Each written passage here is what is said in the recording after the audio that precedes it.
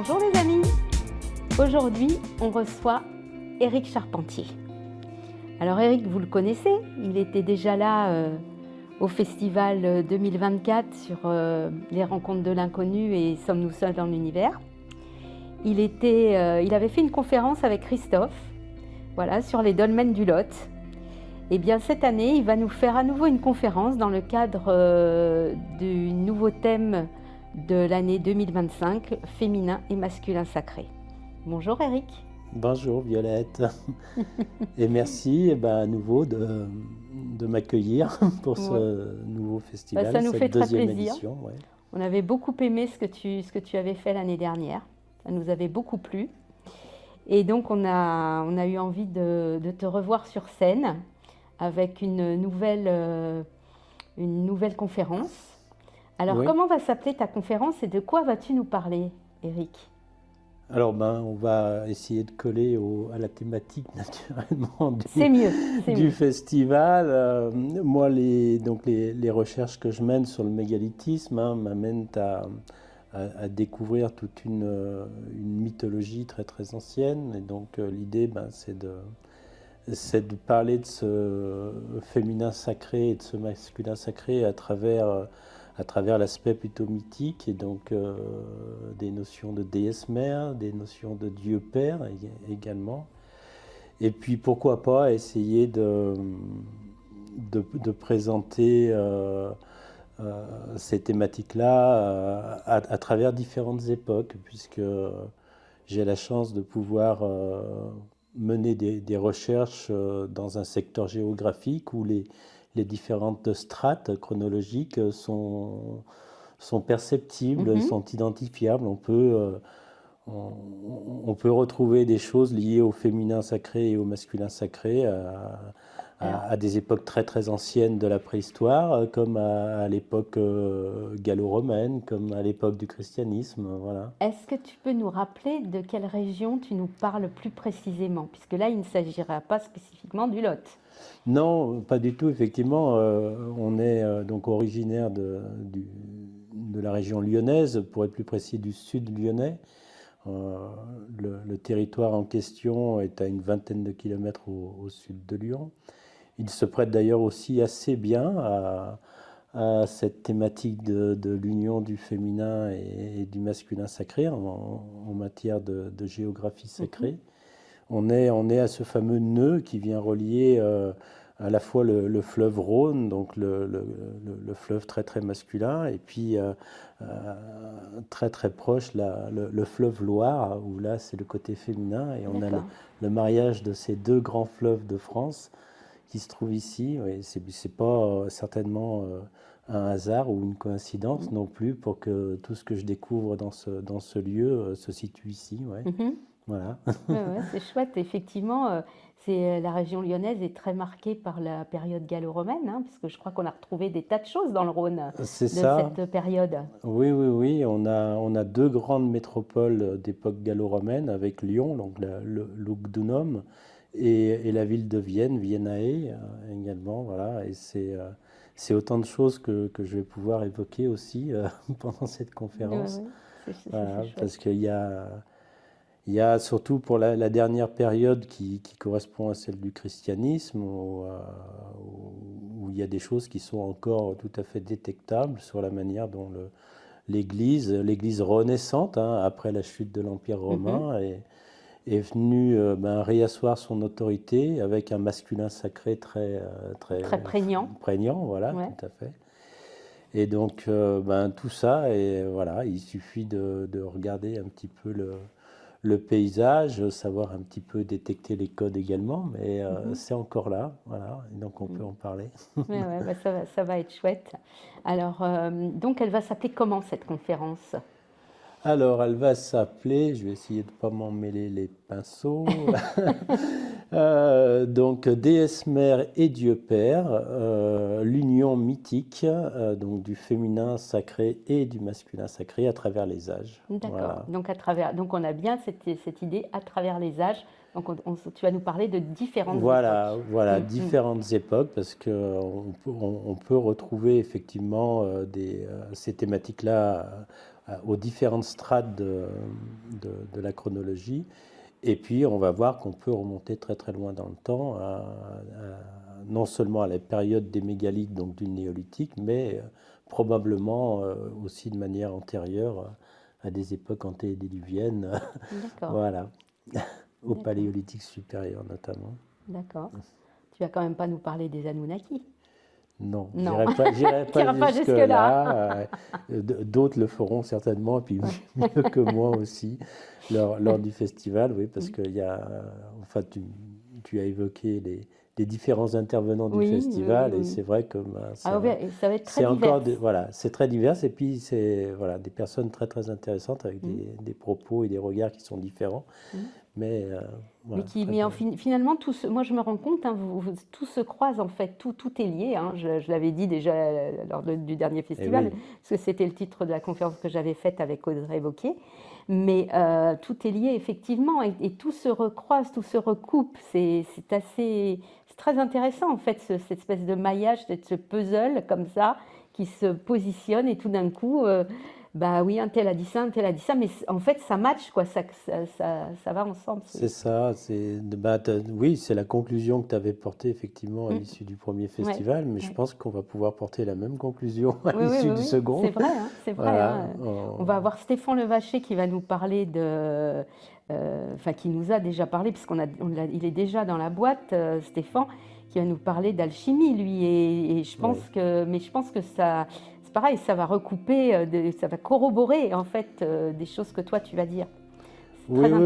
intéressant Alors aussi moi, lui, il va nous parler d'architecture, donc d'une période plus oui, récente, oui, oui. Et mais puis il y a le regard hermétique qui est naturellement très prégnant dans l'alchimie, mais on peut avoir ce regard-là un petit peu, de manière assez sommaire tout de même, mais on peut avoir ce regard hermétique quand on parle des pierres et du mégalithisme ouais. aussi. Tu l'avais d'ailleurs très bien évoqué dans une Oui, conférence que tu avais faite sur Nurea TV, que j'avais oui, regardée, qui m'avait passionnée, que j'avais trouvé ça très très chouette, oui. où tu avais effectivement abordé l'aspect hermétique des mégalithes.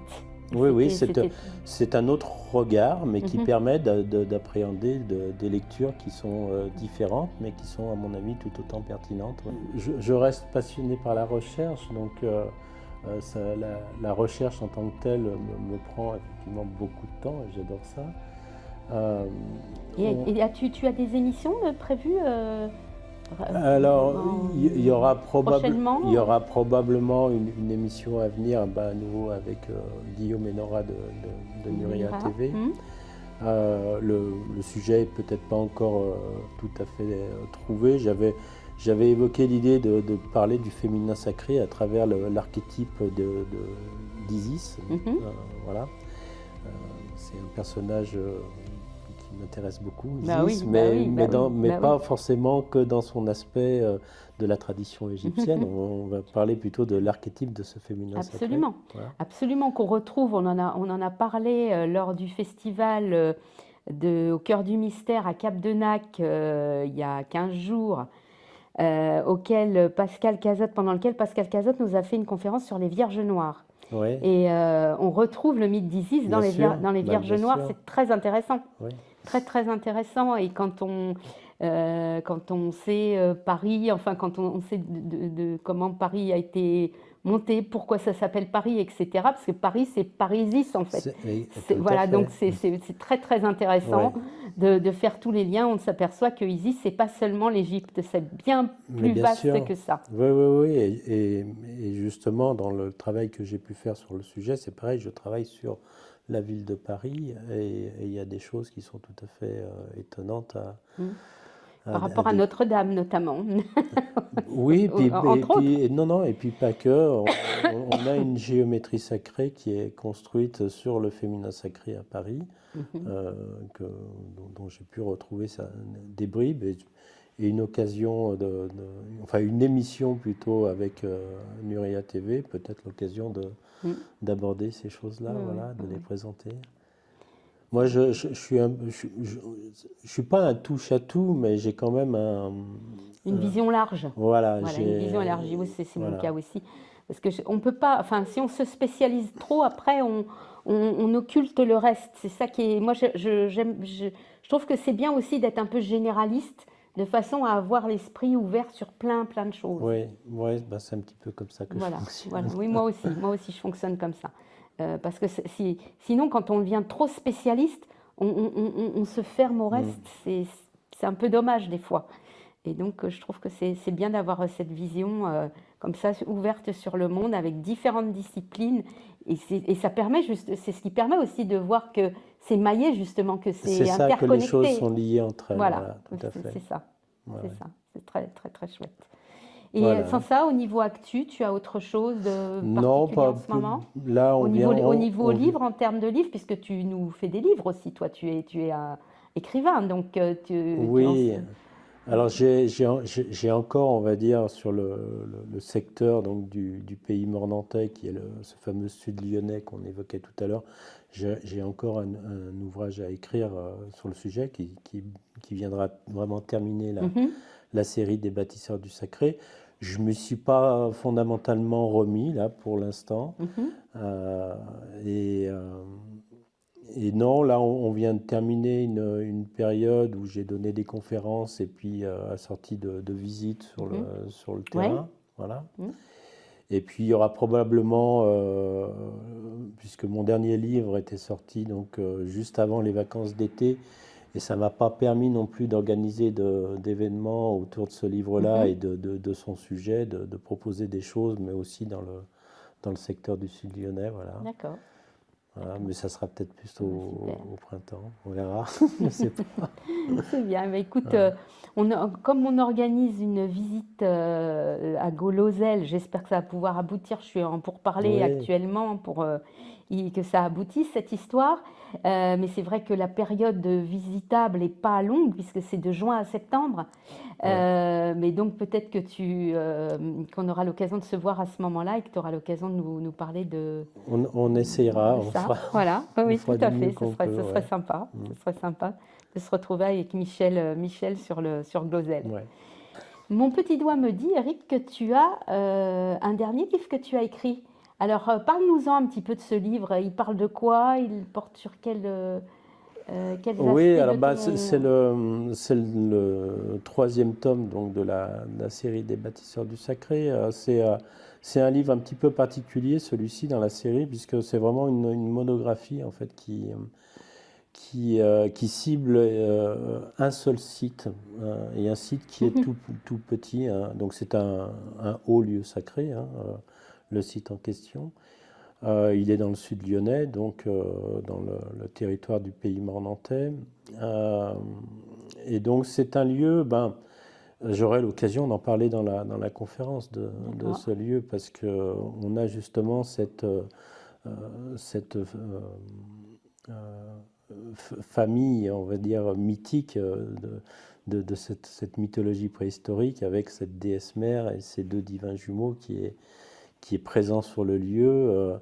Le lieu en question a été christianisé, donc il y a une magnifique chapelle sur ce lieu, mais on a également les mégalithes qui sont encore présents sur le site.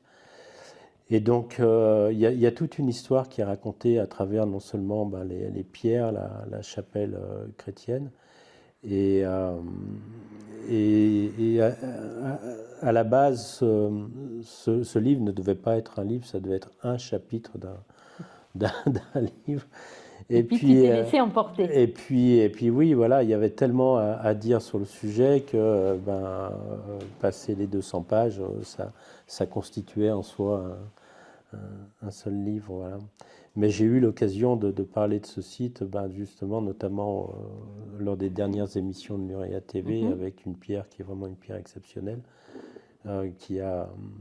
C'est une pierre du féminin sacré, une pierre déesse, et qui elle aussi ne date pas de l'époque des mégalithes et du néolithique, qui est bien plus ancienne. Voilà.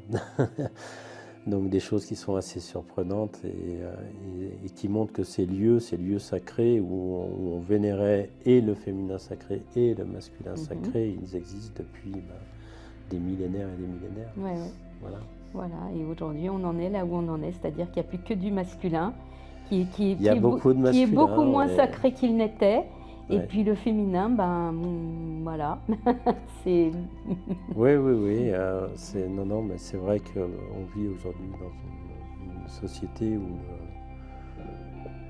enfin, le masculin est toujours très très prégnant et trop prégnant, mais à tout point de vue, on peut parler du genre naturellement, mais la manière de penser également.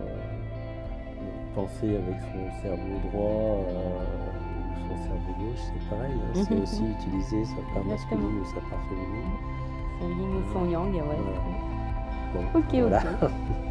Bon, bah écoute, en tout cas, Merci à vous. de rien. Et puis, j'espère que ce bouquin plaira à nos festivaliers, puisqu'il sera en vente sur la librairie des Rencontres de l'Inconnu. Avec plaisir.